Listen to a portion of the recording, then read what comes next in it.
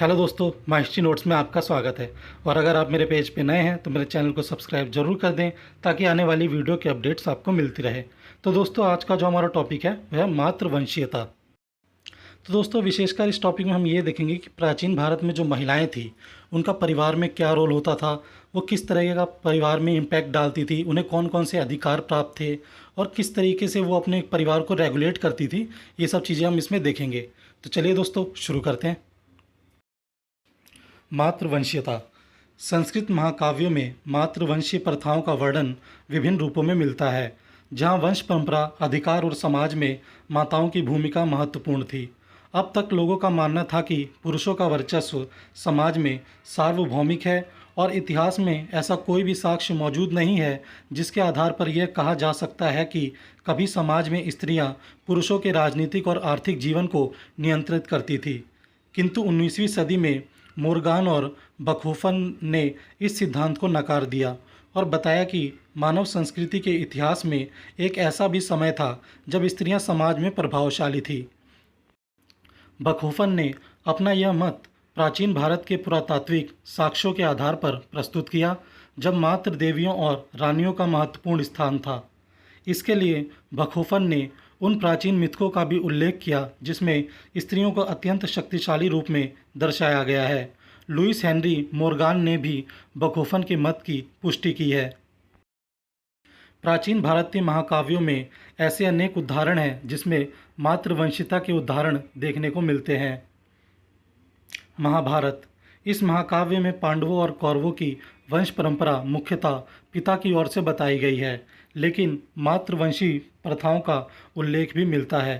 पांडवों की माताएं कुंती और माद्री अपनी शक्ति और निर्णय क्षमता से वंश परंपरा को प्रभावित करती हैं। कुंती ने पांडवों को विशेष वरदानों के माध्यम से जन्म दिया और हमेशा उनके निर्णयों में मार्गदर्शन किया। कुंती का धृतराष्ट्र के दरबार में पांडवों के अधिकारों के लिए खड़ा होना मातृवंशी परंपरा का एक महत्वपूर्ण उदाहरण है। इसके अलावा गांधारी, जो 100 पुत्रों की माता थी, ने अपने पुत्रों के लिए कई महत्वपूर्ण निर्णय लिए। उनके पुत्र दुर्योधन की गलतियों के बावजूद उन्होंने अपने पुत्रों की रक्षा के लिए हर संभव प्रयास किया। रामायण। इस महाकाव्य में भी माताओं की भूमिका महत्वपूर्ण है। कैकेयी के निर्णय ने राम के वनवास और भरत के राज्याभिषेक को प्रभावित किया। उनका निर्णय रामायण की कथा में महत्वपूर्ण मोड़ लाता है। साथ में यह भी दर्शाता है कि कैसे एक माता का निर्णय संपूर्ण वंश और राज्य को प्रभावित कर सकता है। इसके अलावा सीता के चरित्र में भी उनकी मातृवंशी परंपरा की छवि दिखती है। सीता का अपने पुत्र लव और कुश के साथ वनवास का जीवन मातृवंशी परंपरा का एक उदाहरण है।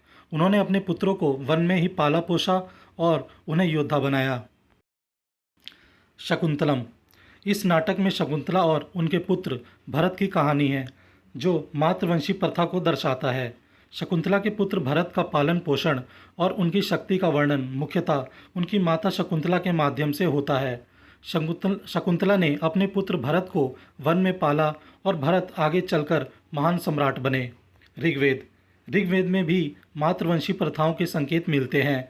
इसमें कई मंत्र ऐसे हैं जिनमें माता का नाम उनके पुत्रों के साथ जोड़ा जाता है, जो मातृवंशी परंपरा का प्रतीक है। उदाहरण के लिए आदिशक्ति और प्रकृति जैसी अवधारणाएं मातृशक्ति का प्रतिनिधित्व करती हैं।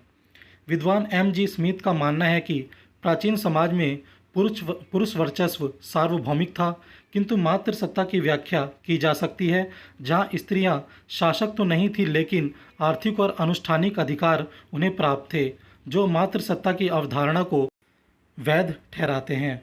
महाभारत में मातृसत्ता के उदाहरण देखने को मिलते हैं, जैसे हिडिंबा और चित्रांगना।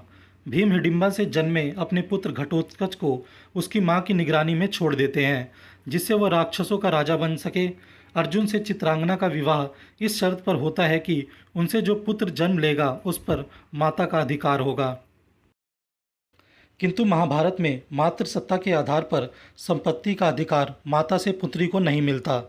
पुत्र की अनुपस्थिति दुर्भाग्यपूर्ण थी और ऐसे में पुत्री के पुत्र होने की अपेक्षा की जाती थी। इस संदर्भ में हमें हिडिंबा और चित्रांगना का उदाहरण ले सकते हैं। हिडिंबा वन क्षेत्र में राक्षसों की शासिका नहीं थी, बल्कि उसके भाई हिडिंब को यह अधिकार प्राप्त था। भीम के हाथों उसकी मृत्यु के उपरांत हिडिंबा उसकी उत्तराधिकारी हो गई। भीम ने पत्नी के रूप में उसे इस शर्त पर स्वीकार किया कि जैसे ही उसके देह से पुत्र का जन्म होगा, हिडिंबा के प्रति भीम का दायित्व समाप्त हो जाएगा। चित्रांगना के संदर्भ में महाभारत में यह विवरण मिलता है कि वह पुत्रिका धर्म वाली कन्या थी। उसके पिता ने अर्जुन से उसका विवाह इस शर्त पर स्वीकार किया कि उनसे जो पुत्र उत्पन्न होगा उस पर अर्जुन का नहीं अपितु चित्रांगना के पिता का अधिकार माना जाएगा। मातृवंशीय परिवार में बच्चों पर नियंत्रण माता का नहीं बल्कि मातुल का होता है। विद्वान मॉरिस गैडेलियर के अनुसार मातृवंशीय समाज में स्त्रियां पुरुष के नियंत्रण में से मुक्त नहीं होती, बल्कि उन पर नियंत्रण उनके पिता अथवा पति का ना होकर उनके भाई अथवा उनके मातुल का होता है, जो परिवार में उन पर और उनकी संतान दोनों पर नियंत्रण रखता है। मातृवंशीय स्त्रियों पर नियंत्रण और अधीनता का स्वरूप पितृ समाज की तुलना में कम कठोर होता है। मातृवंशीय समाज में स्त्रियां दो अधिकारियों के अधीन होती है, एक तरफ मातुल और दूसरी ओर माता। मातृवंशीयता का अर्थ केवल गोत्रीयता और विरासत में माँ का अनुसरण भर था। परिवार का मुखिया होने की शक्ति और अधिकार माता को उपलब्ध नहीं थे। महाभारत मातुल संबंधियों की गणना में महत्वपूर्ण स्थान रखता है।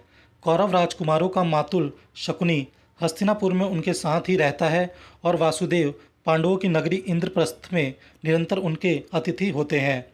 कुछ विद्वानों का मानना है कि महाभारत महाकाव्य मातृवंशीय समाज को दर्शाता है।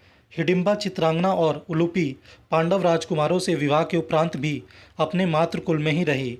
इसके अलावा 3 पांडव पुत्र घटोत्कच, इरावान और बाब्रुवाहन जो इन माताओं से जन्मे थे, कभी भी पांडवों के कुल में शामिल नहीं हुए। महाकाव्य में मातुल का महत्व एक पितृवंशीय परिवार से ज़्यादा था, क्योंकि वही सबसे नज़दीकी और मान्य रिश्तेदार था, जो उनके पितृकुल के संबंधियों के विरोधों से सदा उनकी रक्षा करता था। महाभारत में शकुनी और वासुदेव दोनों ही अपने अपने भांजों के हितों की रक्षा में तत्पर थे। आदि पर्व में मारीची पुत्र प्रजापति कश्यप और उनके अनेक पत्नियों से जन्मी उनकी संतानों का उल्लेख मिलता है, किंतु यह संतान कश्यप ना कहलाकर अपनी विभिन्न माताओं के नाम से जानी जाती है। उदाहरणतः अदिति के पुत्र आदित्य हैं, दनु के दानव, विंता के वैंतेय इत्यादि। कश्यप के पिता होने पर कोई संदेह नहीं है, किंतु फिर भी उनकी संतान अपनी माता के नाम से जानी जाती है। इस स्पष्टीकरण को हम अस्वीकार नहीं कर सकते, क्योंकि मातृ नाम के साथ ही महाभारत में माता के प्रति असीम सम्मान का वर्णन मिलता है। यह कहा जा सकता है कि महाभारत में द्विवंशीय समाज मातृ और पितृवंशीय दोनों ही मौजूद था। हम मातृ नाम को मातृवंशीय समाज के साक्ष्य के रूप में सरलता से स्वीकार नहीं कर सकते। विद्वान ट्रॉटमैन का मत है कि माता के नाम का प्रयोग मातृवंशीय संस्कृति को नहीं दर्शाता। एक वंशीय उत्तराधिकार मद्देनज़र रखकर 187 समाज का विश्लेषण किया गया है, जिससे पता चलता है कि मातृवंशीय वाले 52 समाज में 44 ऐसे थे जहां मातृवंशीय उत्तराधिकार था, और पितृवंशीय वंशाक्रम वाले समाज में 135 समाज ऐसे थे जहां पितृवंशीय उत्तराधिकार था, और मातृवंशीय उत्तराधिकार पूरी तरह नगण्य था।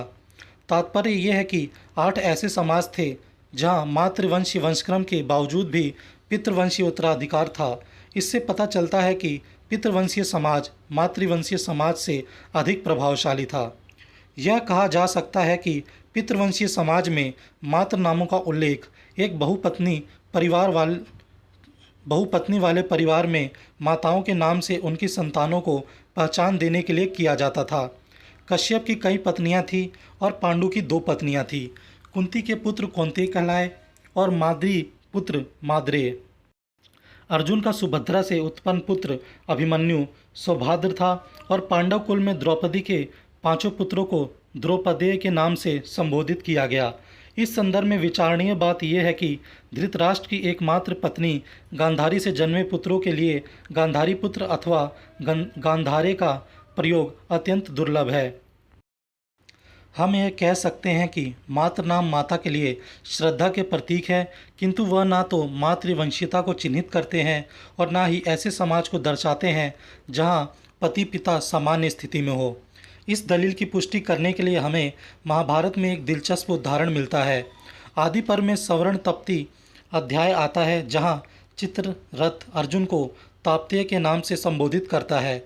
इससे अर्जुन चकित रह जाते और वह चित्ररथ से खुद को इस नाम से पुकारने की वजह पूछते हैं, जिसके जवाब में चित्ररथ अर्जुन को उसके पूर्वज सवर्ण के बारे में बताते हैं जिसने तप्ती से विवाह किया था, और चूंकि अर्जुन उन्हीं के वंशज थे अतः उसे ताप्तेय नाम से संबोधित किया जा रहा है।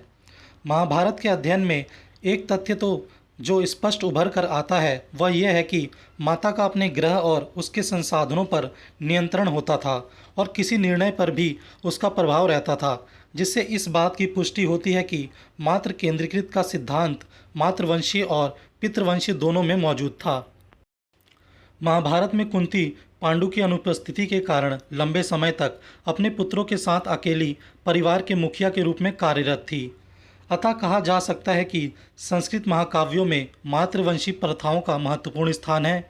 ये उदाहरण स्पष्ट करते हैं कि कैसे माताओं की भूमिका न केवल परिवार में बल्कि समाज और वंश परंपरा में भी महत्वपूर्ण होती थी। माताएं अपने पुत्रों के निर्णयों और भविष्य को आकार देने में महत्वपूर्ण भूमिका निभाती थी और उनके माध्यम से वंश परंपरा को बनाए रखती थी। तो दोस्तों, इसी के साथ हमारा यह टॉपिक भी समाप्त हुआ, और लाइक और कमेंट करके ज़रूर बताएं कि आपको कैसा लगा। तो चलिए मिलते हैं नेक्स्ट टॉपिक में, और इसे देखने के लिए आपका बहुत बहुत शुक्रिया।